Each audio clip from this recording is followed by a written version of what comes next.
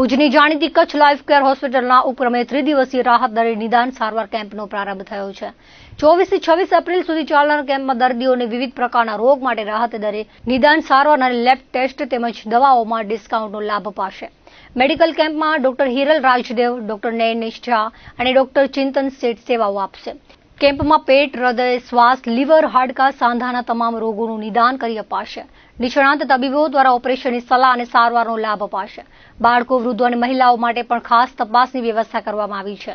આ કેમ્પ દરમિયાન દર્દીઓને લેબ ટેસ્ટ અને દવાઓ પર 20% એક્સ-રે, ECG, 2D ઇકોમાં 50% ડિસ્કાઉન્ટ અપાશે। આ અંગે જનરલ લેપ્રોસ્કોપી સર્જન ડોક્ટરે જણાવ્યું હતું કે KLC હોસ્પિટલમાં મેડિકલ સર્જિકલ કેમ્પ 24, 25 અને 26ના રાખવામાં આવ્યો છે, જે દર્દીઓને લાંબા સમયથી પેટમાં દુખાવો હોય, પિત્તાશયમાં પથરી, સ્તનમાં ગાંઠ, હરસ, મસા, ભગંદરના રોગો હોય તેઓએ મેડિકલ કેમ્પનો લાભ લઈ તેમનું નિદાન તાત્કાલિક કરાવવું જરૂરી છે।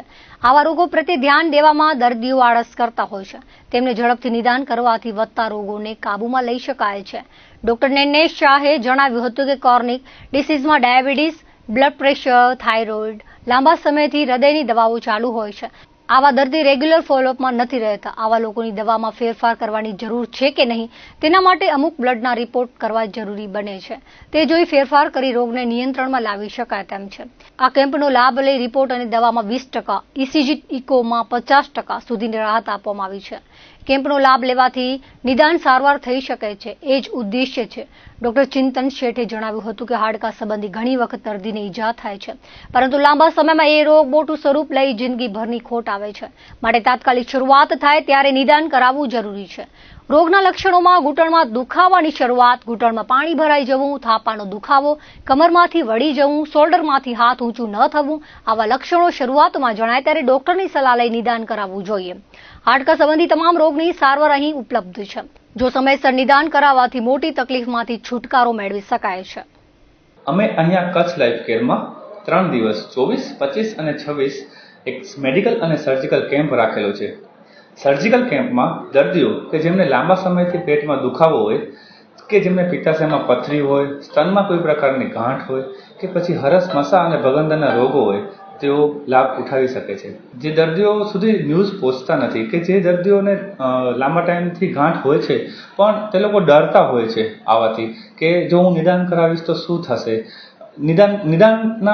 નિદાનથી ડરતા હોય છે। એકચ્યુઅલી રોગથી ડરવાનું હોય છે, એને સારવારથી ન ડરવાનું હોય। તો એ લોકોને વિનંતી છે કે તમે જે છુપાવીને બેઠા છો, કે તમે સહન કરી રહ્યા છો, એ ન કરો અને તમારો નિદાન કરાવો આવીને। ખાસ કરીને જ્યારે પણ તમને શરૂઆતના લક્ષણ આવે ને તો રોગને અવોઇડ ના કરવું જોઈએ, કારણ કે જેમ જેમ સમય જાય એમ આ રોગ વધતો જાય, અને જ્યારે વધી જાય ત્યારે છેલ્લા સ્ટેજમાં હંમેશા આપણે ઓપરેશન કરવું પડે।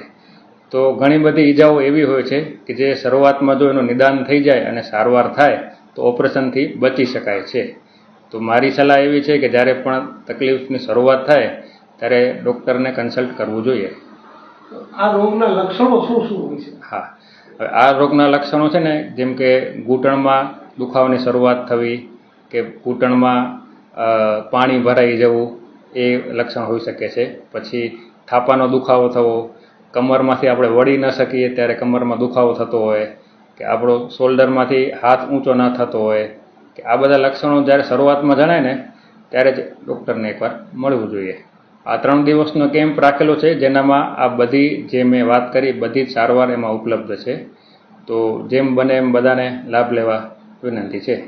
આ કેમ્પમાં ખાસ કરીને જે ક્રોનિક ડિસીઝીસ છે, જેવા કે ડાયાબિટીસ છે, બ્લડ પ્રેશર છે, થાઇરોઇડ છે, લાંબા ટાઈમથી હૃદયની બીમારીઓની દવાઓ ચાલતી હોય છે, તો આવા પેશન્ટો રેગ્યુલર ફોલોઅપમાં નથી રહેતા હોતા, તો પછી લાંબા ટાઈમથી એ લોકો દવાઓ ચાલુ હોય છે, તો આ દવાઓમાં કાંઈ ફેરફાર કરવાની જરૂર છે, ડોઝમાં વધારા ઘટાડાની જરૂર છે, તો એ બદલ એના માટેના અમુક લેબના રિપોર્ટોને બધી કરાવવાની પણ જરૂર હોય છે।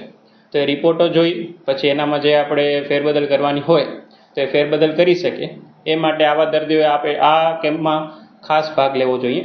આ કેમ્પની અંદર આપણે લેબમાં અને ખાસ કરીને દવાઓમાં 20%ની રાહત આપીએ છીએ, અને ECG, ઇકો જેવા રિપોર્ટોમાં 50% જેટલી પણ રાહત આપીએ છીએ।